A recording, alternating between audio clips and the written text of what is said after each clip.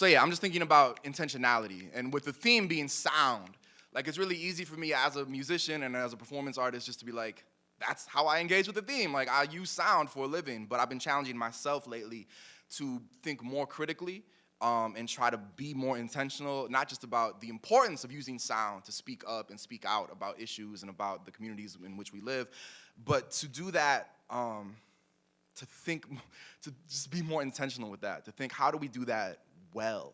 How do we do that effectively? How do we do that in a way that actually has some type of impact? So that's gonna kind of frame what I'm here to talk about today.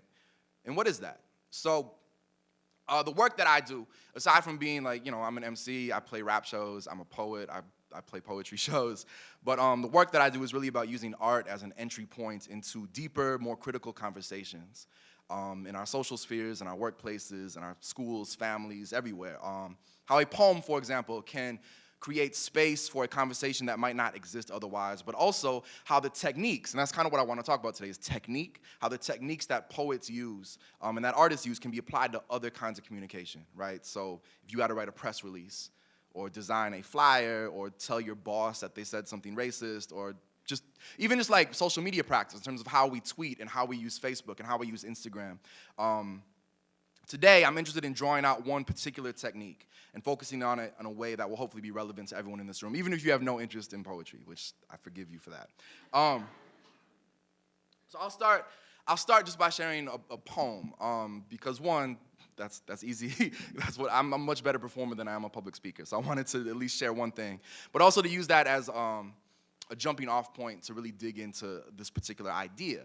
And the poem I'm gonna share, it isn't my most popular poem, it isn't even maybe my best poem, but it's one that illustrates this concept that I really want to get to in a minute. But I'll just do it, and then we'll talk about it. All right. So, the weirdest thing about having your hand crushed is that the pair of eyes across from yours never stop smiling, as knuckles are compressed, as the skin is all but torn off the top of your hand. He always has this grin on his face. Even as the vein bulges from his neck, he smiles until you grudgingly mumble, "That's quite a handshake." And he releases you.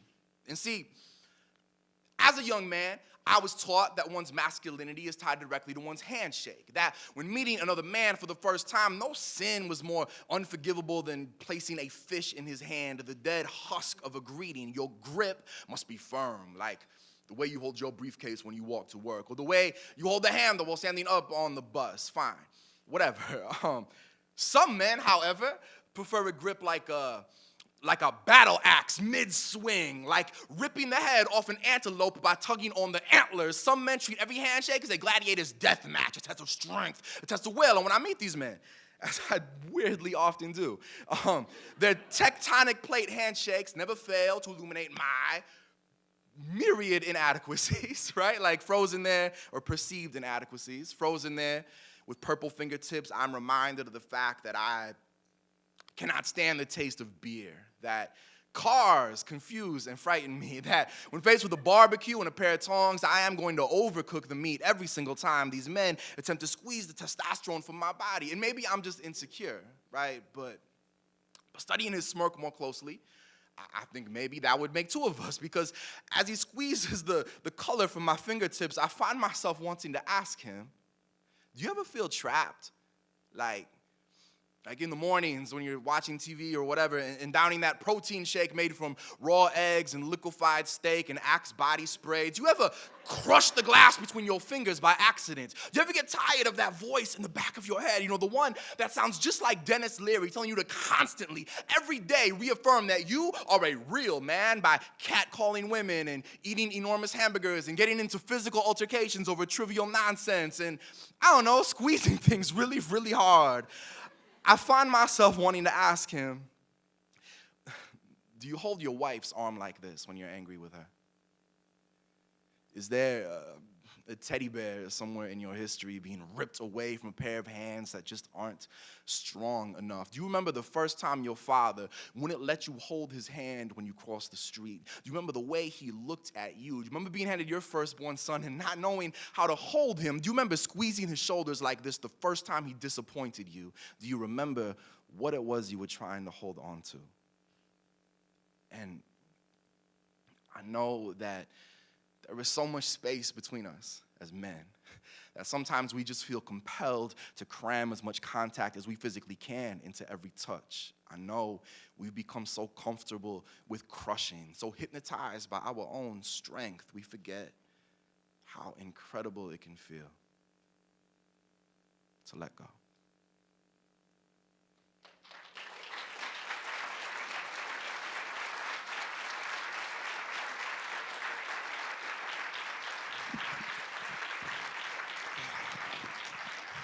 So it's important to note that, again, I'm not here to talk about spoken word, but I will say that one element of spoken word is that there aren't really any rules to it. You can talk about whatever you want to talk about in whatever way you want to talk about it. And so that was one way that spoken word can sound, right? Some of it rhymes, some of it doesn't, some of it's really big, some of it's really straightforward. It's whatever. But I think when I'm in a school, when I work with high schoolers and college students and even middle schoolers, a lot of times what we do is break down a poem into context.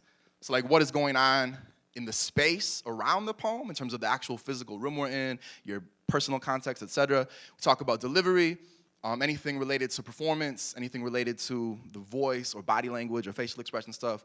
We talk about form, which is all the elements that hopefully you all remember from your high school English classes, right? Imagery, metaphor, simile, assonance, consonants, alliteration, structural elements, onomatopoeia, right? All these different things. And we also talk about content.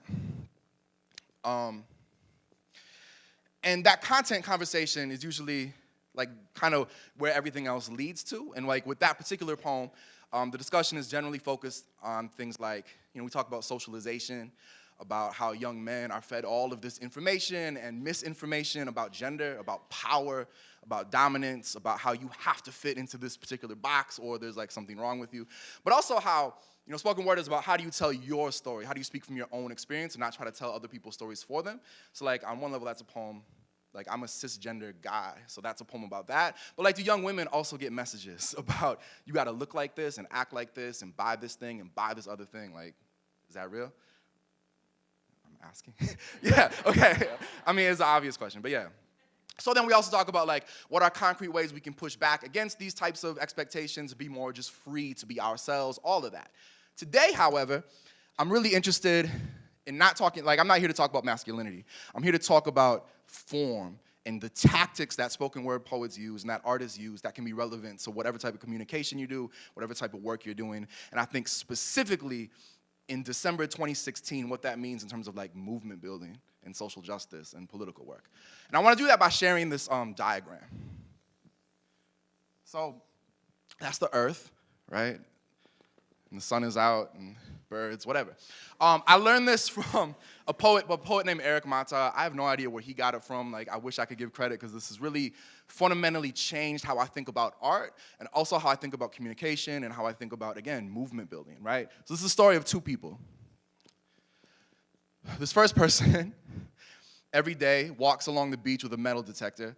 And if you've ever seen a metal detector, they can sense down like 2 or 3 feet down into the ground. This person will go from point A to point B and find cans or whatever you find and like have a few dollars at the end of the day, right? This other person is an archaeologist, right? And their job is also to dig into the ground looking for stuff. But the approach they take is different. You take a small piece of land and dig down. Because down here is where you find the dinosaurs, right? and treasure chests. And this is a really simple thing, and I'm sure like even the metaphor I'm trying to tell you right now is probably pretty obvious, but I feel like it's so important. The idea that the more ground that we try to cover as communicators, as creative people, the less deep we can get with it. This also relates to, again, if you remember your high school English class, the difference between concrete and abstract language, right? Abstract language are things like issues, concepts, ideas, that kind of thing. Freedom is abstract, because you all know what that word means. You can use it in a sentence. You can give me a definition of it, but you can't touch freedom, right? You can't take a bite out of it. So rather than write about these things, we zoom in and write about things like scenes, moments, objects, faces, stories. I think it's the poet's job to take big abstract ideas and make them come to life, make them manageable, make them real. Because we all know, like as human beings, we understand these concrete things. We understand things we can sense and touch and smell and hear more than we understand just general ideas. It's very easy for me to stand up on stage and be like, hey everyone, stop being racist because being racist is bad. And like you might agree with that, but it's not very interesting, right? It's not gonna change anyone's mind. So with the poem that I just did, you can say it's a poem about masculinity and socialization and media and exploitation and et cetera, but more than that, it's a poem about a very specific moment of shaking someone's hand and they shake it way too hard, right? You can write a poem about war, which is this huge abstract issue that affects millions of people in a million different ways, or you can write a poem about what it feels like to stand in your brother's empty bedroom, right? You can write a poem about family, or you can write a poem about a specific moment in your life when you understood the concept of family in a powerful way. This zooming in process, I think, impacts so much of my own creative process. This is how I actually sit down to like write poems. And I feel like the part of what the presentation today is like, how does this apply to other places then too? The big takeaway just being the fundamental importance of focus, specificity, concrete language. So clearly this is important to artists, right? Like, how do we translate? I like that kind of metaphor of translation. How do you translate an idea into an image or a story? But we also know from research and from common sense, I just finished my master's studies at the University of Minnesota, and like my research was all around persuasion, particularly with an arts lens. But like we know from that research that persuasion is about emotion more than logic, right? We know it's about stories more than it is about statistics. I don't think this is brand new information for many people. A few real-world examples of that could include the marriage amendment here in Minnesota. Was that 4 years ago now? Minnesota was the first state out of something like 30 states to actually defeat a constitutional amendment to ban same-sex marriage. And I mean, there are many reasons why Minnesota was the first state to do that, but one of the reasons was that the campaign was really, really smart and tactical and intentional about focusing on stories. It wasn't, you don't run a newspaper ad saying, here are the legal reasons why you should vote no. Here are the statistical, economic reasons why you should vote no. Here are the constitutional reasons you should vote no. The advertising, the campaign was all about, look, this is my uncle. I love my uncle. I want my uncle to be happy. Stuff like that, right? I think even on a micro level, things like a flyer with a human face on it is more likely to be picked up than a flyer that's just text, right? If you tweet or Facebook post something with just like a link at the end of it, it's never gonna be as effective as using an image or a preview. I researched in my research like why certain spoken word poems go viral and why other ones don't. And the kind of overarching thing, well, it was two things. The takeaway from that research was that one, that the messenger matters, that if you want to reach out to young people, you got to have young people at the table making decisions. If you want more people of color in your organization, you have to have more people of color on your board and on your staff, et cetera, et cetera. But aside from the messenger matters thing, it was narrative. The idea of all the top 30 most viewed spoken word poems online, just as like a sample set of data, all use narrative elements. And again, I feel like that isn't a revolutionary concept for a lot of people. We know that storytelling is important, right? I also want to at least point out, though, this idea that I don't think narrative is always literal. I don't think it's always, sit down, I'm going to tell you a story with a beginning, middle, and end. I think about how this process of zooming in, of being more specific, is also about rhetoric. The idea that we are the 99% is a really good narrative. Black Lives Matter is a powerful narrative. Honestly, Make America Great Again is a powerful narrative. Like, what was Clinton's narrative? I mean, we could have that conversation too. But that's kind of the challenge that I give to myself and that hopefully I can share with all of you as well. Like, how can we be more specific, not just in our communication or in our art, but in our work? How can that specificity, that focus on concrete imagery, make this type of work come to life a little bit more? How can we zoom in on the things that we actually do that matter? For those of us who are trying to do some good in the world, on an activist level especially, what are the definitions of do good and world? Are we being specific about that? Do we know who we're talking about when we talk about things like community, right? I'm almost out of time. I wanted to share, like, again, one more really, really concrete, real-world example of how this plays out that isn't about art. I mean, everything's about art, but it isn't an explicitly artistic example. This is something that just got finished. You'll be the first audience to take one if you want one. But I was thinking about how I go to all these events, right? You go to like a Brother Ali show or a poetry slam or a rally, and everyone's like, yeah, we need to get involved, we need to do something. And like, it's not just about talking the talk, right? It's about walking the walk. And for me, with a political education, like, I know what that means, but I think for thousands of people that I work with and that I perform for, that's a really abstract idea. That's a really broad idea. Get involved, do something. So what I wanted to do was put together a resource for anyone who wants to do something but doesn't know what to do, because we don't always get access to that information in school, right? The title of it, or the front page here is, just because you don't have the power to run out the front door and magically fix everything, it doesn't mean that you don't have power. And I think that relates really, really specifically to this. How can we think about power in a more specific, intentional way? But basically, the inside of it, and there's a bunch of copies if anyone wants one. So like, on an individual level, here are some examples of things we can do. On an interpersonal community level, here are some examples of things we can do. On an organizing, kind of institutional change level, here are 5 things we can do. And then this page here is actually just a list of the Twitter handles of 50 different progressive activist organizations in the Twin Cities, just so people can get like plugged in and see what's happening and see what organizations are already doing that's making an enormous difference in this community. So I'd love to talk about that as well. Spoken word stuff. I'm not used to giving presentations, right? Like, I'm an educator, so my whole thing is like to be quiet and ask you questions, but this was a different kind of thing for that. So I guess we could transition into the Q&A. I could keep talking forever, but I think that kind of covers.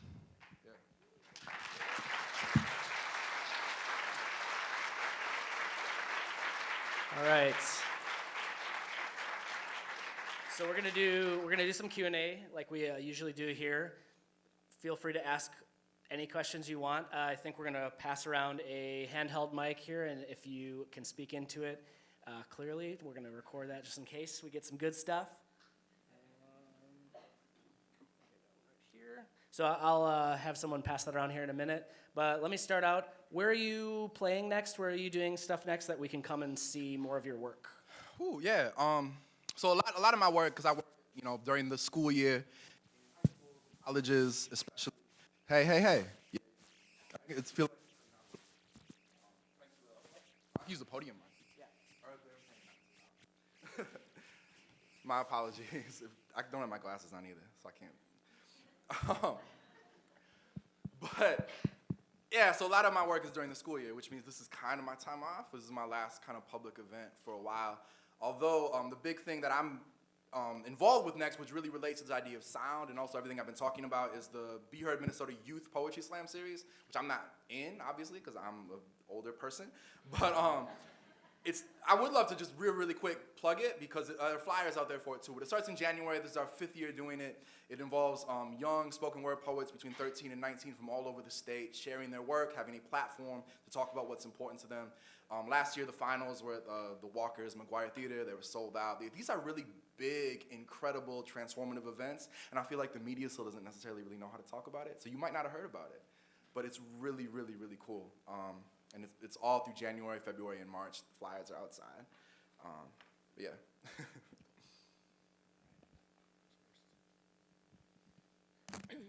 I was wondering what kind of things you do with kids. So what do they ask you to come do? What do you end up doing? Could you give me an example? Yeah, so I'm on 2 artist rosters. One is the Compass, so people have heard of Compass in St. Paul, but they place teaching artists in schools around the state. And also on the artist roster of the organization that organizes Be Heard, which is True Art Speaks. And we also place teaching artists in different schools. And I think my favorite thing about what I actually do, what that means, is that oftentimes a teacher will bring me in for maybe a week-long residency, or even just a one-time thing or a 3-day thing or whatever. And I can be brought in ostensibly to talk about poetry, to talk about technique, to talk about form.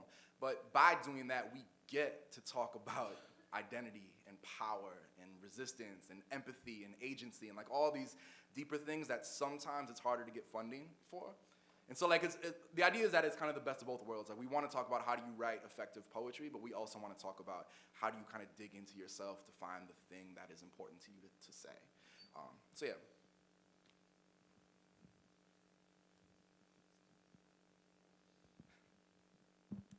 Hi, wondering if you could speak to your creative process. Do you usually start with an abstract thought or kind of a concrete moment and work from there?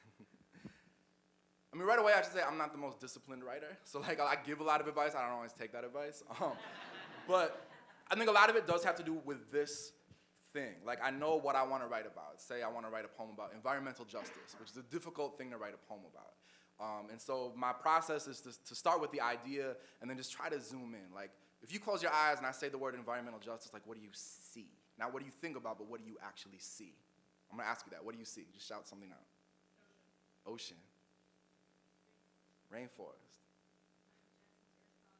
Yeah, right? So right away, you go from something that's abstract to something that's a little more concrete, but then it's about zooming in more. So for me, like just to answer that question really specifically, my process would be I think about environmental justice, I think about Flint, Michigan, I think about, if we zoom in even more on a single house in Flint, Michigan, I think about me, because you don't want to tell other people's stories for them. So I think about me watching a documentary about that single house in Flint, Michigan, and I think about what I do in that moment.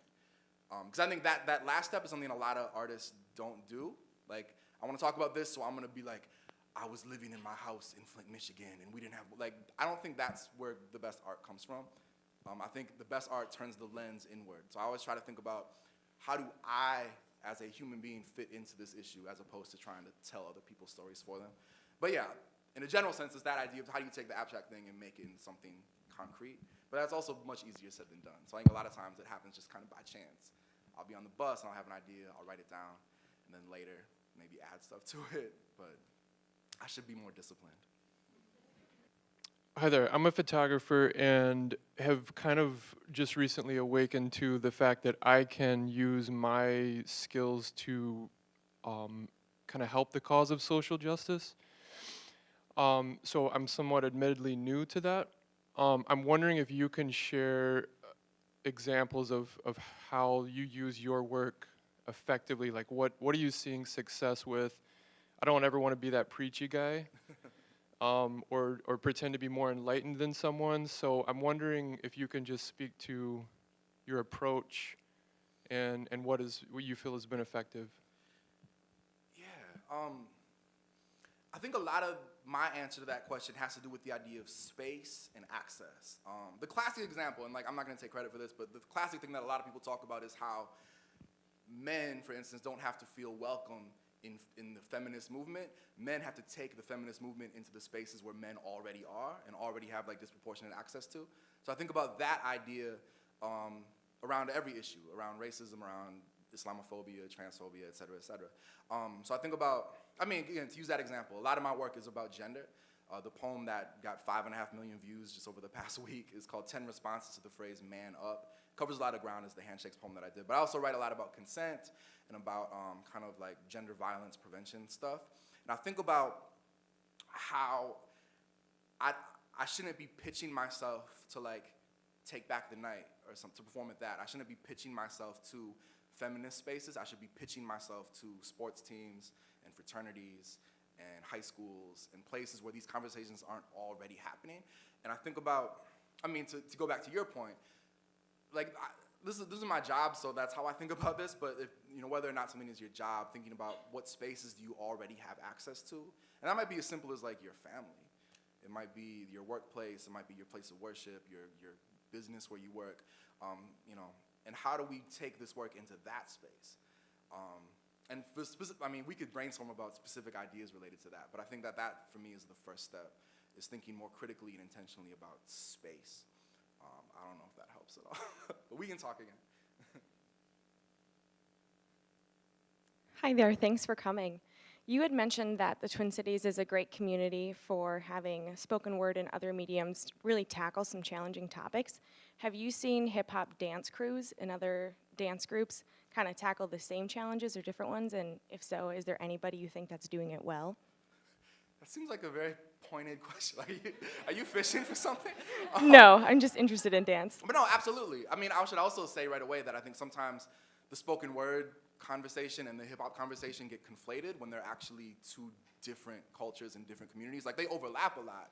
Like, when I say I'm an MC and a spoken word poet, that's not because I just do one thing. It's because I actually do two different things. Like, I make hip hop music and I write poems. And they overlap, but they're different. But in terms of like hip hop dance, definitely, I think there's some really good work happening right now through, well, a couple different things. So people have heard of Al-Tawam, the twins, where, wear hijab and then pop lock. They're incredible. You see them at a bunch of different events around town, which I think is important just to talk about like representation and like having examples of people on stage, not just in the audience, who come from those communities that people are trying to reach. There's also, people like B-Boy Jay Sun, who's been doing work in this community for a really long time as a hip-hop artist, as a hip-hop dancer, who's kind of infiltrating into like, the Cole Center, for example.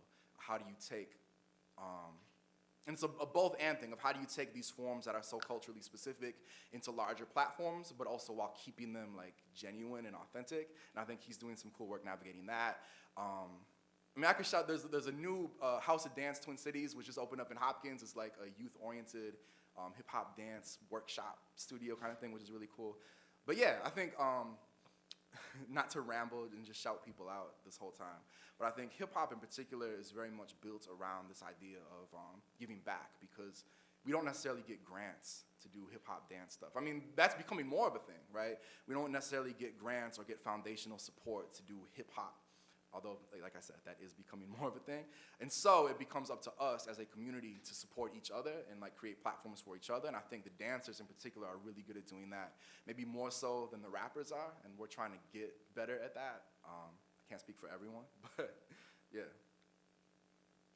Okay, so just real quick to make this relevant to everyone in the room, because I don't know if this is a very specific question. I think it's really, really important to acknowledge how hip-hop, both as like a large national, international thing, but also as a local thing, is just so much deeper and more nuanced and more complex than we ever get a chance to actually talk about it about. That was syntactically weird, but you get what I'm saying. Yeah.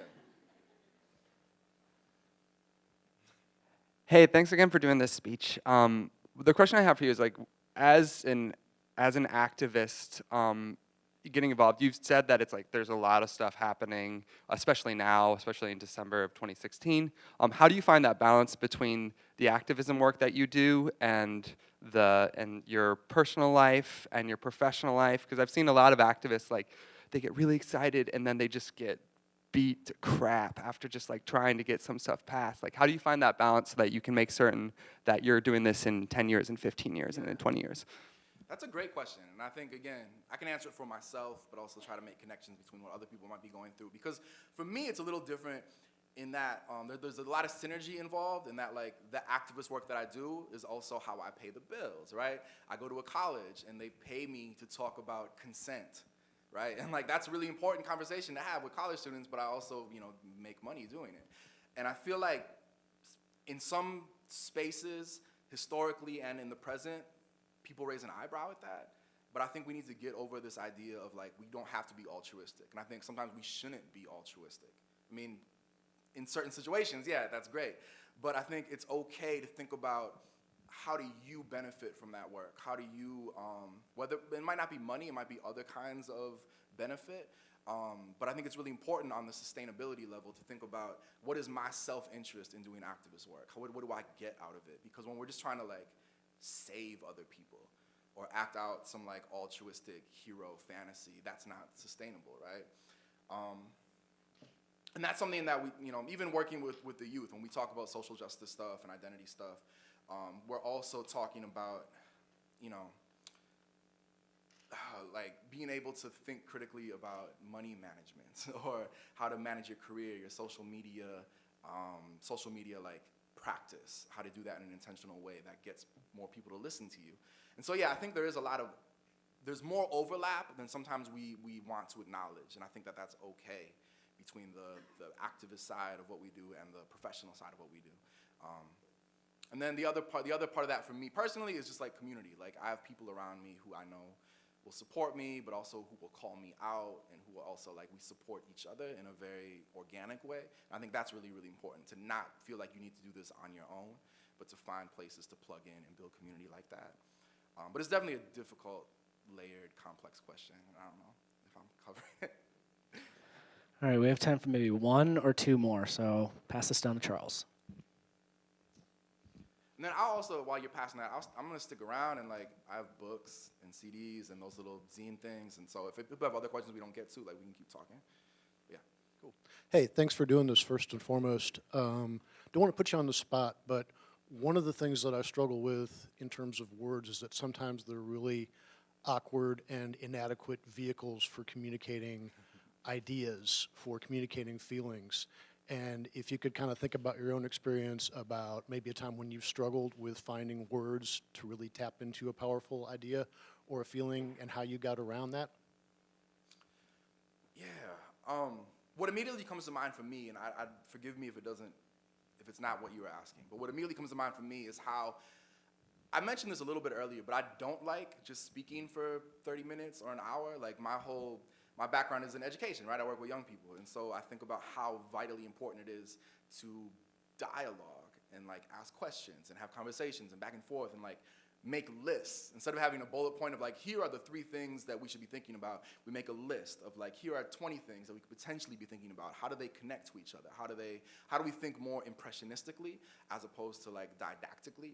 And so I think a lot of that, how I respond to that question is my own words may be inadequate, but I think the answers are always in the room if we can kind of tease them out through dialogue and through conversation and through kind of authentic community building and relationship building.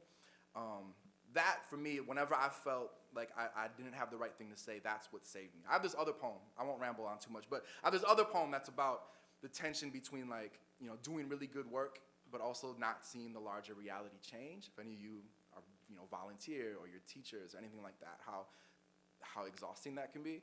And then I perform that poem, I perform it, but then eventually someone comes up and tells me, like, hey, you know, what's missing in that poem is that it's a very individualistic lens. Like, how do we think about that in a community way?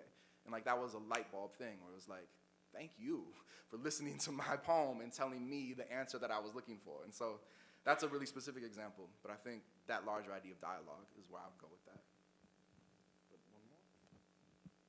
Great job. I really connected when you were talking about the effectiveness, like with the campaigns when they use these concrete narratives and like Black Lives Matter and we are the 99%. So I haven't checked out your YouTube videos yet, but do you kind of always go with like an underlining theme and like play that message multiple times? Can you like talk about that a little? Ooh, so one more tool that I think will be useful to a lot of people is the idea of a hook. And I think hook, like when you think about a song, the hook is like the chorus, right? It repeats. But when I think about the word hook, I think about that as what is the organizing principle of the poem? Like what makes your love poem different from the 8 billion love poems that we've all already heard 100 times? Or even what makes your poem about the prison industrial complex distinct? What makes it stand out from all the other poems? And like that idea of a hook is something that I think about a lot. A hook doesn't necessarily make a poem better. That's an important distinction. But it does, I think, often make it more memorable. It makes it more sticky in people's heads, which is another term that, like people who give TED Talks use. But I think about that, so like some examples, right? There's a poet from St. Paul named Shane Hawley. He has this poem about Wile E. Coyote. And it's funny. It starts with like, my name is Wile E. Coyote, and I chase the roadrunner, and I'm so hungry all the time, but I never catch it, and I keep chasing it, and I use my contraptions, and it always ends up hurting me. And like, eventually in the poem, you figure out that he's not talking about Wile E. Coyote and the roadrunner. He's talking about addiction and how we chase the thing that continues to hurt us. And like, that's an example of like, even if it weren't a good poem, that's an incredibly memorable hook. It's the elevator pitch. Like, oh, that's that poem where it's about addiction, but it's got the roadrunner in it, right? Or like, my favorite poet is Patricia Smith, and she has a poem called Skinhead, which is, she's a black woman, but the poem is from the perspective of a white, like, neo-Nazi skinhead, where she's trying to really get into that character and figure out what makes that character tick. And again, even if it weren't a brilliant poem, which it is, it's a powerful concept. It's a powerful overarching frame. Like I said, the reason my 10 responses to the phrase man up has gone viral isn't because it's the best poem I've ever written. It's because it has a really powerful hook. It's literally 10 responses to the phrase man up. 1, blah, blah, blah. 2, blah, blah, blah. 3, blah, blah, blah. Like it's an easy thing to kind of connect to. And so I don't always go into every writing process thinking about that, but I try to have it in the back of my head somewhere to think about how can this not just be good, or how can this not just be right or honest, but how can I get people to actually pay attention to it and actually care about it? And again, some of those mercenary conversations are not ones we always want to have in the social justice movement, but I think we have to. What a wonderful note to end. All right. All right, round of applause.